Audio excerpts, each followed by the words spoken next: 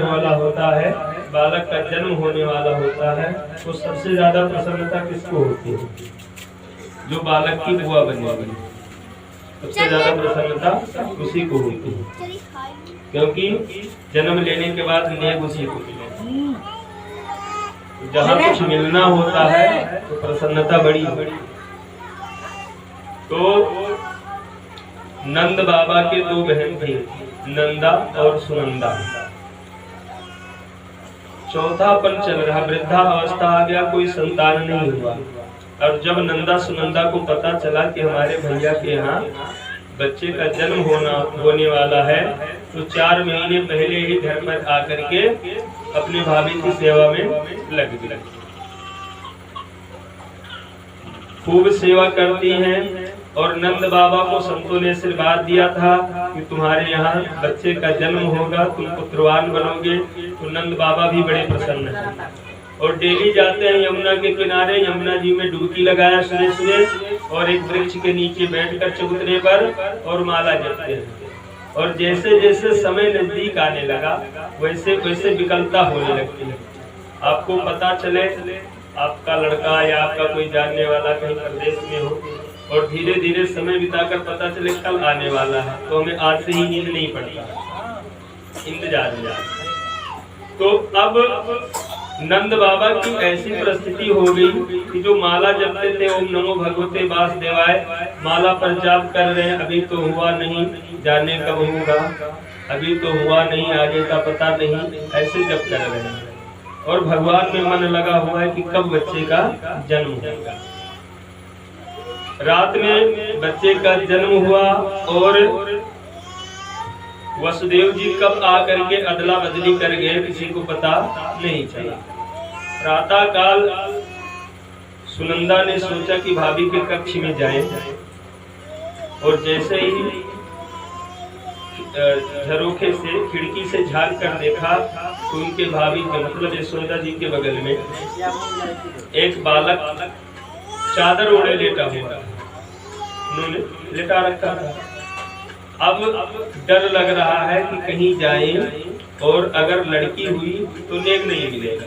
लड़की लड़के में कोई अंतर नहीं होता है, सब अपने संतान है, लेकिन जब लड़का होता है तो नेक चार थोड़ा बढ़ के मिलता है, और जब लड़की होती है तो भाई जो है ले लो बस। तो सोच रही कि जाऊं और चादर हटाऊं, कहीं लड़की हुई तो नेक में कटौती हो जाएगी और मेरा नाम आएगा कि तुम ही गई थी पहले, तुमको किसने भेजी। तो डर डर कर गई। तो एक बारी हटाया तो मुखड़ा देखा, बड़ी प्रसन्न हुई। फिर आंख मूंद कर भगवान का नाम लेकर पूरा चादर हटा दिया, तब देखा कि बालक है। तो बड़े जोर से चिल्लाने लगी, है गो है गो है गो। अब जितने भी ग्वाल बाल थे सब दौड़ते आए, क्या हो गया। तो फिर सुनंदा जी ने सोचा अगर इनको बता दिया खुशखबरी तो इनके माध्यम से जब भैया सुनेंगे तो उतनी प्रसन्नता नहीं होगी। सुनंदा जी ने कहा कुछ नहीं हुआ, कुछ नहीं हुआ। सभी ग्वाल बाल बोले फिर इतनी जोर से क्यों चिल्ला दिया, हम लोगों को तो लगा कि तो किसी मुसीबत में फंस गई। नहीं कोई बात नहीं, आप लोग घर जाइए, मैं ही जाकर जब भैया को खुशी की सूचना दूंगी तो मेरा और भाव बढ़ जाएगा और जम करके नेक मिलेगा। तो सुनंदा जी नंद बाबा को ढूंढते हुए चारों तरफ ढूंढ रही थी। जब नंद बाबा नहीं मिले, नंद बाबा तो जाप में लगे, अभी तो हुआ नहीं, जाने कब होगा, अभी तो हुआ नहीं, जाने कब होगा। भगवान का नाम भूल गए, अब तो बस इंतजार है कि कब जन्म हो और लाला का दर्शन हो। सुनंदा ने जाकर के नंद बाबा को सूचना दिया, भैया मैं आपको कब से ढूंढ रही हूँ, आपको सूचना देना था। नंद बाबा उछल पड़े, चल चल बता क्या हुआ। भैया मैं आपको बताऊंगी, थोड़ा तसल्ली करो, पहले तुम बताओ मुझे क्या दोगे, पहले तुम बताओ मुझे क्या दोगे। बाबा ने कहा सब कुछ तेरा ही, जो चाहे ले ले, पर कुछ अच्छी सी खबर बताइए। सुनंदा जी ने कहा ऐसे नहीं, पहले दो फिर उसके बाद बताऊंगी। नंद बाबा ने तिजोरी की चाबी पकड़ा दी, ये रही तिजोरी की चाबी, जो तेरा दिल करे जाके ले ले, पर अब खबर सुना दे, संयम टूट रहा है मेरा। तो सुनंदा ने जाकर के कान में बतलाया कि लाला भैया है। नंद बाबा बड़े प्रसन्न हुए, जा करके यमुना जी में उसी समय 108 डुबकी लगाई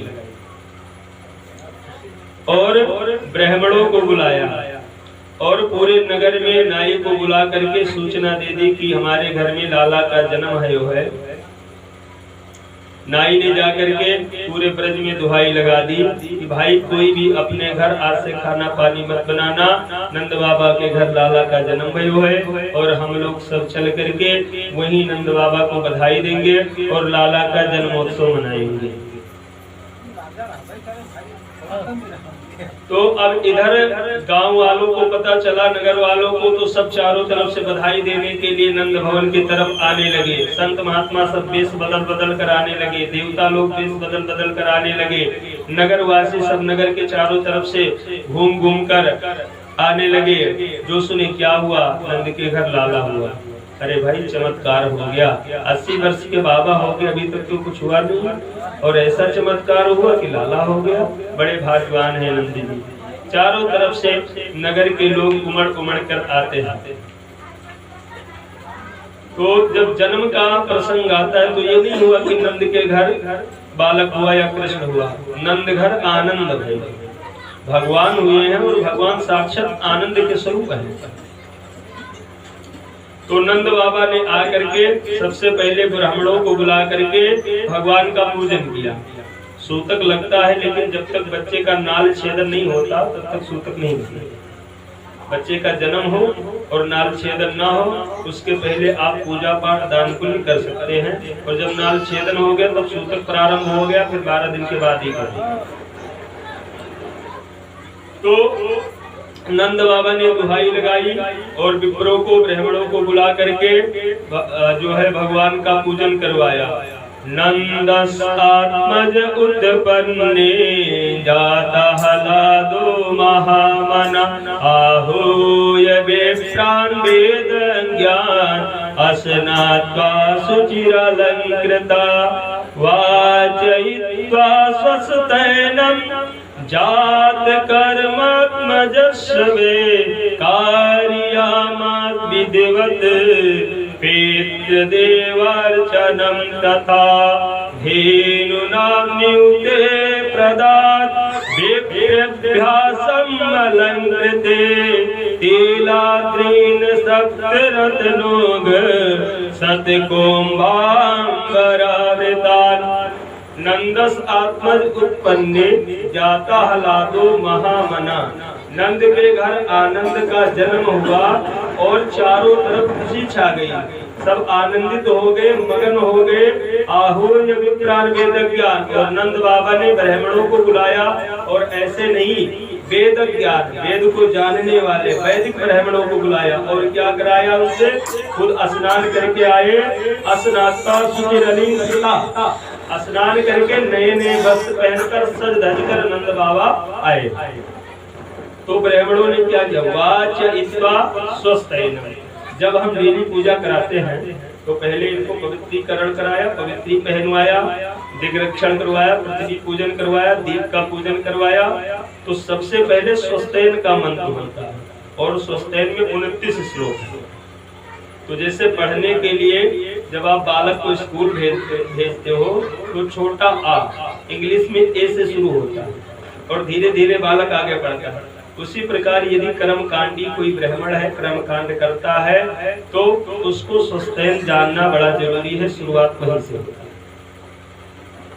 तो वाचयित्वा स्वस्तैनम, जिन वेदज्ञ ब्राह्मणों को नंद बाबा ने बुलाया उन्होंने स्वस्तैन किया। स्वस्तैन के मंत्र, ओम स्वस्ति न इंद्रो वृद्धश्रवाः स्वस्ति नः पूषा विश्ववेदाः स्वस्ति नस्तारक्षौ अरिष्टनेमिः स्वस्ति नो बृहस्पतिर्दधातु। स्वस्तैन का पाठ करवाया। जात कर्म आत्मजस्मय, बालक का जात कर्म संस्कार करवाया। कार्यामास विधवत पितृदेव अर्चनम तथा, और उसी समय अपने पितरों का पूजन किया, क्योंकि जब पितरों की बड़ी कृपा हुई तो नंद बाबा के पिताजी थे, उनके घर उनका जन्म हुआ। और 80 साल का उम्र निकल गया, कोई बालक नहीं हुआ, फिर बालक की प्राप्ति हुई तो कहीं न कहीं पितरों की कृपा, क्योंकि पितृ थे तो हम हैं और जब हम हैं तब बालक था। तो पितरों का पूजन करवाया, और जब पितरों का पूजन करवाया उसके बाद ब्राह्मणों को दान दिया। क्या दान दिया? धेनु नाम न्यूते प्रदाद विप्रभ्यासम अलंकृते, 2 लाख गौओं का दान दिया। और ऐसे नहीं कि गाय की जर्जर अवस्था हो गई हो, दूध देना बंद कर दिया होता। विप्रभ्यासम अलंकृते, धेनु नाम न्यूते प्रदाद विप्रभ्यासम अलंकृते। युवा गायें बछड़े वाली जो दूध देने वाली हैं, उनके खुर को चांदी से बढ़ाया और सींग को सोने से बढ़ाया और चद्दर उड़ा करके तिलक करके बाकायदा विधिवत रूप से ब्राह्मणों को दान किया। और क्या दान किया? तिलाद्रीन सप्त रत्नों, 7 तिल के पहाड़ रत्नों से ढक करके ब्राह्मणों को दान किया। अब फिर ब्राह्मण आगे पूजन कराने लगे तो नंद बाबा से कहते हैं बाबा अक्षत चढ़ाओ, तो बाबा फूल चढ़ाते हैं। बाबा से कहते हैं बाबा फूल चढ़ाओ, तो बाबा चंदन लगाते हैं। बाबा से कहते हैं बाबा जनेऊ चढ़ाओ, तो बाबा इत्र चढ़ाते हैं। बाबा का ध्यान पूजा में नहीं लग रहा है। अब तो कैसे करके बच्चे का दर्शन मिले? संतों ने कहा, ब्राह्मणों ने कहा कि बाबा अब आपका मन नहीं लगता, आप हमें संकल्प दो, हम लोग पूजा पाठ कर लेंगे और आप जा करके अपने बालक का दर्शन करो और नगर वालों को बधाई दो।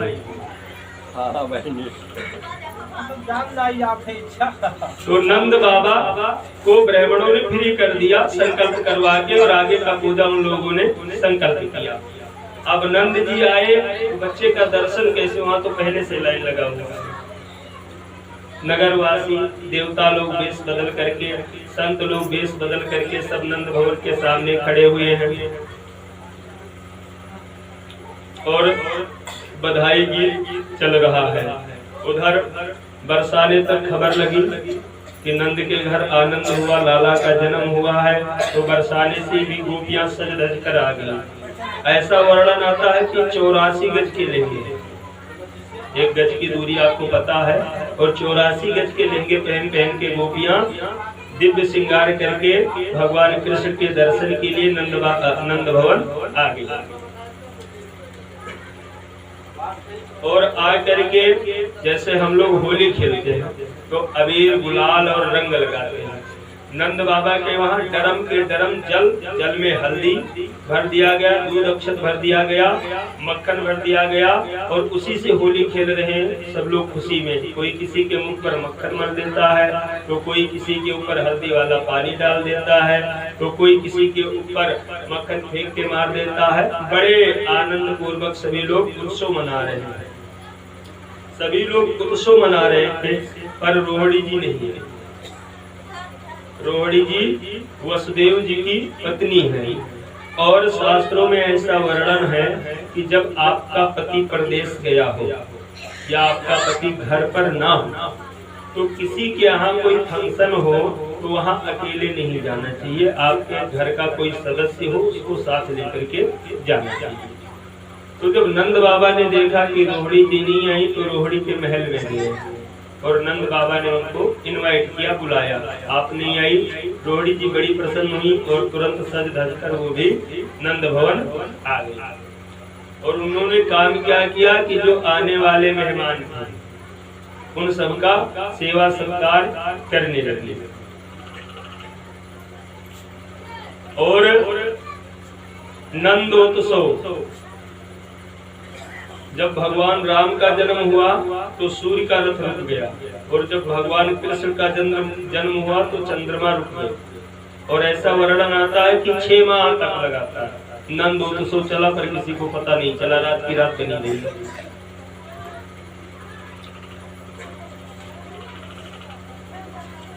जब भगवान का जन्म हुआ तो भगवान का जन्म हुआ है तो 18 श्लोकों में नंदोत्सव का गीत है, नंद उत्सव मनाया गया। तो 18 श्लोकों का तात्पर्य है कि मानो श्रीमद् भागवत जी के जो 18,000 श्लोक है, ऐसे बतलाते हैं कि पूरे 18,000 श्लोक में कृष्ण की ही महिमा गाई गई है। या गीता में जो 18 अध्याय है, ऐसा बताया गया है कि गीता में जो 18 अध्याय है वह सब भगवान कृष्ण की ही महिमा गाई गई है। इसीलिए 18 श्लोकों में भगवान के जन्म का उत्सव मनाया गया। और जब से भगवान का जन्म हुआ तथा आरभ्य नंदस्य प्रजा सर्व समृद्धिमान हरेर निवास आत्मगुणे रमा कीन भूनिर्वाह। जब से भगवान का जन्म हुआ तब से मानो नंद के घर में स्वयं साक्षात माँ लक्ष्मी आकर के विराजमान हो गई। जो लक्ष्मी चंचला है, किसी के हाथ में रुकती नहीं। आज आपने कमाया कल खर्च भी कर दिया, और आपने जिसको खर्च किया वो आगे किसी और को खर्च कर देगा, रुकती नहीं है। वही लक्ष्मी जी साक्षात नंद भवन के गलियों में आकर, नंद के दरबार में आकर, गलियों में आकर अटखेलियां कर रही है।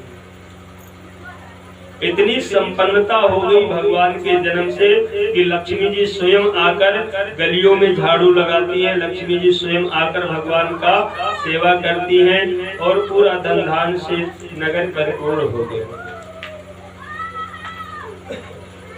अब सब लोग नंद उत्सव मना रहे थे, बड़े प्रेम से भजन चल रहा था, आनंद चल रहा था। नंद बाबा के हाथ में जो सोना चांदी मोहर आजे भर भर के लुटाए जा रहे हैं। मैया के हाथ में आजे जो आ गया है उसको वही दे दें।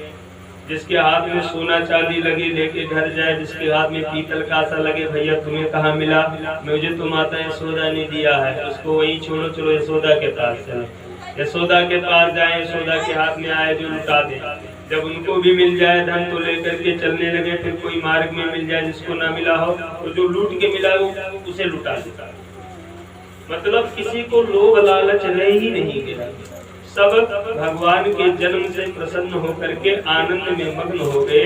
जो कुछ भी है हमारा कुछ नहीं है, सब भगवान का प्रसाद है। खुद लूटते और लुटाते हैं। इस प्रकार से आनंद उत्सव भगवान श्री कृष्ण का जन्म उत्सव मना रहे हैं। तो कुछ समय व्यतीत